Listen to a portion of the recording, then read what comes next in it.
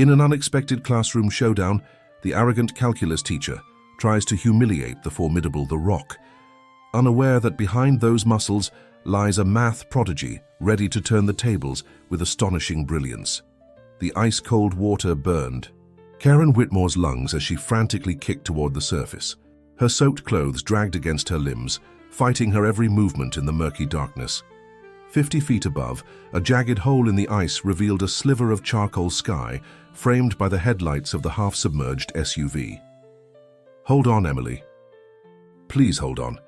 Her daughter's terrified face flashed through her mind, those 5-year-old eyes wide with shock just moments before Karen had pushed her through the rear window. Had Shaquille caught her? Was she safe on solid ground, or had she slipped beneath the cracking ice too? Karen's head broke the surface. She gasped, the freezing air stabbing her throat as she scanned the shoreline. "Emily!" her voice echoed. Across the frozen lake, met only by the groan of splintering ice. "Emily!" Through stinging eyes, she spotted 2 figures on the shore, one large, one impossibly small. Shaquille was on his knees, clutching a bundle to his chest. Emily, safe. Relief surged through her, but it was short-lived. The current was pulling her away from the break in the ice, toward the center of the lake. Each desperate stroke toward. The edge sent spiderweb cracks racing through the surface. The temperature was dropping by the second. Her waterlogged coat weighed 1,000 pounds. "Karen, don't move!" Shaquille's voice carried across the water. "The ice won't hold." But staying still meant certain death. "Call 911!" she shouted. Back, her lips already numb. A sickening crack split the night. The ice beneath Shaquille shifted. In horror, Karen watched him scramble backward, clutching Emily tighter. "You have to get back," she called, her voice weakening. "Get Emily away from here." 20 feet from shore. The numbness was crawling up her legs now, her movements growing sluggish. 15 feet. The ice before her looked solid, but she'd thought that before, right before their vehicle had plunged. Through Stati, a flicker of light caught her attention. Across the lake, someone was moving along the opposite shore, the beam of a flashlight cutting through the darkness. "Help!" Sarah's voice cracked, barely carrying. "Please!" The light changed, direction sweeping across the ice toward her. A voice called back, though she couldn't make out the words. The stranger was moving onto the ice, no too dangerous, but then she saw that he was sliding something ahead of him. A canoe. Her vision blurred. The cold was inside her now, a heavy stillness settling into her bones. Just a few more minutes, help was coming. Just stay awake. But the darkness was so inviting. Karen's head slipped below the surface, the world going silent. In that moment of perfect quiet, a strange clarity washed over her. This was how it would end, not in the hospital room where she'd spent so many hours, but here in the icy waters of Lake Sebago. The irony wasn't lost on her. Strong hands gripped her coat, pulling her upward. The stranger's face swam into view as he heaved her over the side of the canoe, a bearded man in his 60s, his weathered face locked in grim determination. "Stay with me," he commanded. "Look at your little girl. Look at her right now." Karen forced her eyes toward the shore, where Emily's tiny form was illuminated in the headlights of a newly arrived vehicle. Her daughter was reaching toward the lake, Shaquille holding her back. "That's right," the stranger said, paddling steadily. "You've got people waiting for you." As consciousness ebbed, Karen thought, "Not yet. Please, not yet. I need more time." 3 months earlier, the summer heat had been unbearable, the hospital room stifling despite the air conditioning. Karen had stared at the ceiling, counting the tiles, as Dr. Levine reviewed her latest results. "The chemotherapy isn't working as we'd hoped," he'd said, his voice measured, professional. "The cancer has spread to your lymph nodes and liver." Shaquille had gripped her hand so tightly that her fingers went numb, his face frozen in that mask of optimism he'd worn for months. What's the next step? But Karen had known the answer before Dr. Levine spoke. She'd seen it in the careful way he'd arranged his clipboard, the extra moment he'd taken before meeting her eyes. "There are experimental treatments we can try," he'd offered. "But I want to be honest with you both. We're looking at months, not years. Months. How do you measure a life in months? How do you say goodbye to a 5-year-old in months?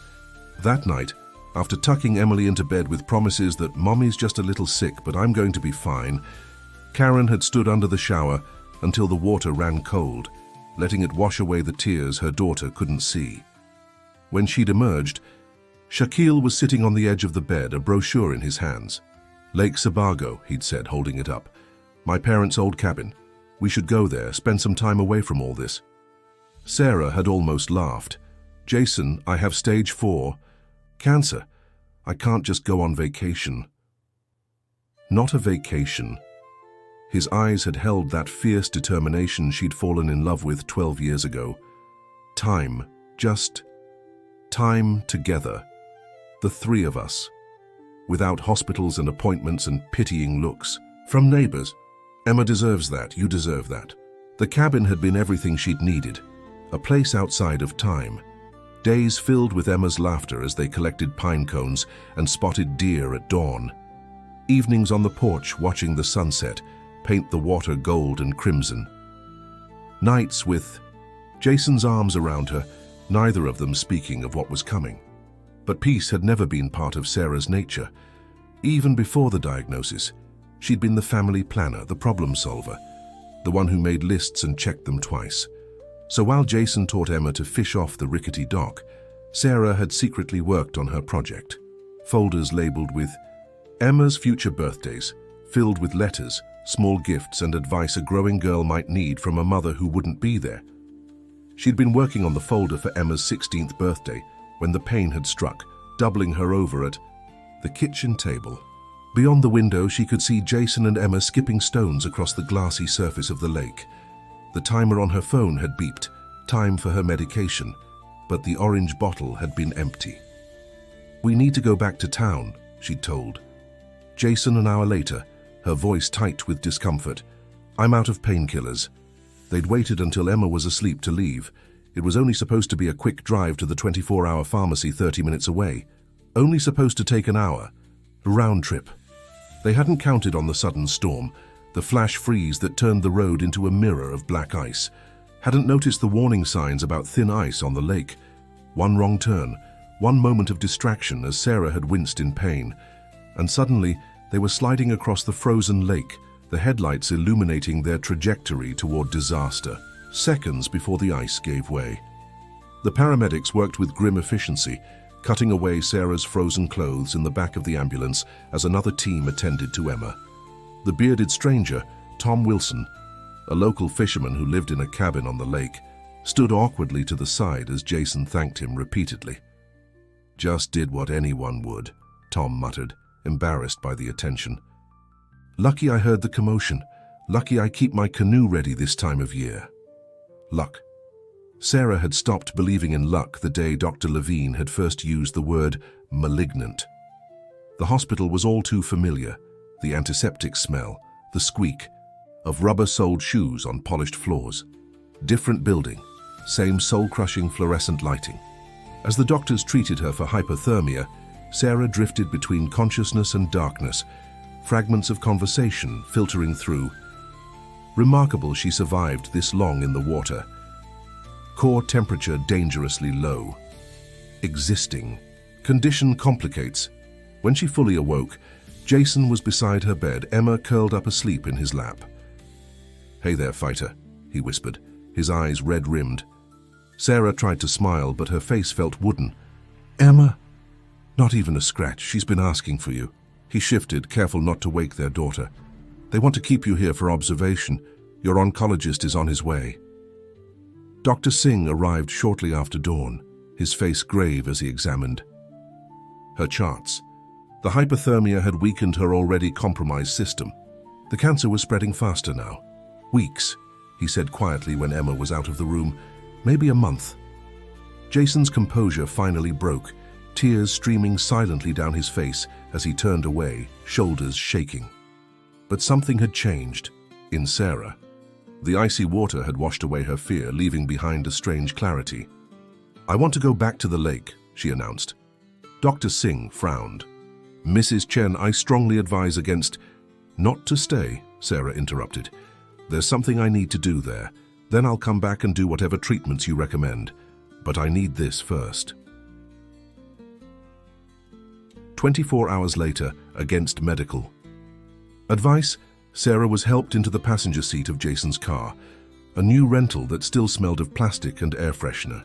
Emma sat in the back, unusually quiet, her small face solemn beneath her pink knit hat. The drive to Lake Sebago was tense, Jason gripping the wheel with white knuckles, taking each curve with exaggerated caution. When the cabin came into view, Sarah exhaled a breath she hadn't realized she'd been holding. "Home," Emma whispered from the back seat, and Sarah's heart clenched. Tom Wilson was waiting for them, standing awkwardly on the porch with a casserole dish in his weathered hands.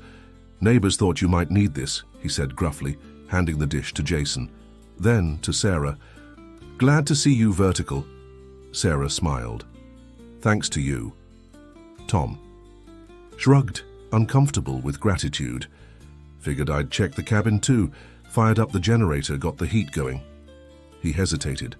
"Noticed you had some papers spread out on the table. Didn't touch nothing, just made sure the windows were secure when the wind picked up." "The project." Sarah's heart skipped. "Thank you." After Tom left, promising to check in tomorrow, Sarah made her way to the kitchen table while Jason unpacked the car. Her folders were still there, organized by year. 16 packets for 16 birthdays Emma would face without her. She sat heavily in the chair, suddenly exhausted. "Mommy!" Emma's small voice came from the doorway. "Are you making me presents?" Sarah looked up, startled. "How did you know?" Emma approached cautiously, her fingers tracing the edge of a pink envelope marked Emma 10th birthday. "I saw them before, when you were sleeping." Her daughter's eyes, so like Jason's, were serious beyond their years. "Are they for when you go to heaven?" The question knocked the air from Sarah's lungs. They'd been so careful, hiding the truth behind euphemisms. "Mommy's sick, but she's fighting." "Mommy needs special medicine." "Mommy will be better soon." But children absorb more than adults realize. They feel the tension in hugs that last too long, notice the whispered conversations that stop when they enter a room. Sarah pulled Emma onto her lap, burying her face in her daughter's soft hair. "Yes, sweetie, they're for when I can't be here to tell you things myself." Emma nodded solemnly. "Like when I get big and need to know about makeup and boys." A laugh escaped Sarah, surprising her. Exactly like that. That night, as Emma slept between them in the big bed, Sarah whispered to Jason, "I need to change my project." He propped himself up on one elbow. "What do you mean?" "The folders. They're not enough." She stared at the ceiling, where moonlight painted patterns through the window blinds. "I've been so focused on what Emma will miss when I'm gone, but what about what I'm missing?" Jason's expression softened. "Sarah, I want to make videos," she continued, determination growing with each word. "Not just letters. I want her to see me, hear my voice. I want to tell her everything I know, everything I am, everything I hope for her, and I want to start now while I still can." The next day, they drove into town and bought a camera. Simple, nothing fancy, but with enough memory to hold hours of footage. What followed was the most exhausting and exhilarating week of Sarah's life. Despite her failing strength, she recorded hours of material, stories from her childhood, advice for navigating school and friendships, recipes for the comfort food she'd grown up with. She recorded herself reading Emma's favorite books, singing the lullabies that had soothed her to sleep as a baby, demonstrating how to tie shoelaces and braid hair. Sometimes Jason joined her, the two of them sharing memories of how they met. Their wedding day, the night Emma was born. Other times, Emma herself participated, mother and daughter baking cookies together, painting watercolors of the lake, having impromptu dance parties in the living room. Through it all, Sarah pushed through the pain, refusing additional medication that might cloud her thoughts. Each evening when Emma was asleep, she would review the day's footage with Jason, selecting clips to be edited into themed videos. For when you're sad, for your first date, for when you graduate. On the 7th day, Sarah woke unable to get out of bed. The cancer had claimed whatever strength the lake had left her. "It's time to go back," she told Jason, her voice barely a whisper. He nodded, tears in his eyes. "I'll pack the car." But as he moved toward the door, Sarah caught his hand. "Wait, there's one more video I need to make." The final recording was just for him, a private goodbye, words of love, and a release from promises too heavy to keep. "Find happiness again," she told the camera, while Emma napped and Jason picked up medications from town. "She'll need to see joy in your eyes to believe it's possible for herself." When the camera's memory card was full, Sarah felt a strange sense of completion. The folders were packed away, the videos organized onto separate drives with clear labels. Her life distilled into digital moments and handwritten notes. As Jason helped her to the car, Sarah paused for one last look at the cabin, this place that had given her final months meaning. "Thank you," she whispered to the silent walls, to the lake beyond that had nearly taken her before her time. Emma skipped ahead to the car, unaware that this departure was different from others. To her, it was just another adventure with her parents, another drive through the beautiful Maine countryside. Sarah settled into the passenger seat, watching her daughter through the rearview mirror.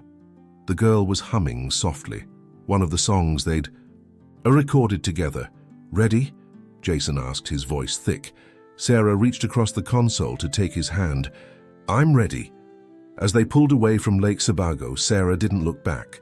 The memory project was complete. She had given Emma everything she could, not just advice for future years, but presence in these final days. The gift of being fully seen, fully known by her mother. The road ahead wound through forests beginning to blush with autumn colors. Sarah leaned her head against the window, feeling the vibration of the car against her temple. "Mom?" Emma called from the back seat. "Can we sing the Sunshine Song?" Sarah smiled, turning to face her daughter. "Of course we can, baby."